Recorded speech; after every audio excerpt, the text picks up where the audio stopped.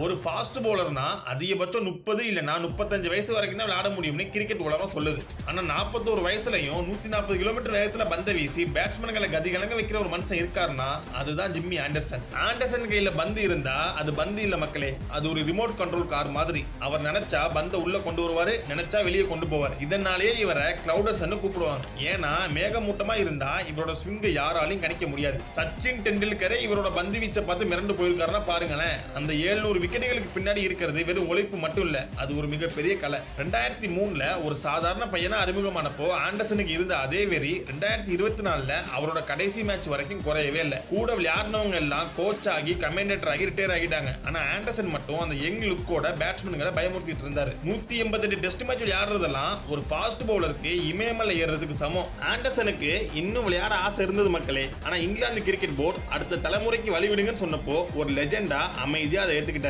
அவரோட அந்த ஸ்விங் இனி லார்ட்ஸ் மைதானத்துல கேட்காது, ஆனா நம்ம மனசுல என்னைக்குமே நிற்கும்.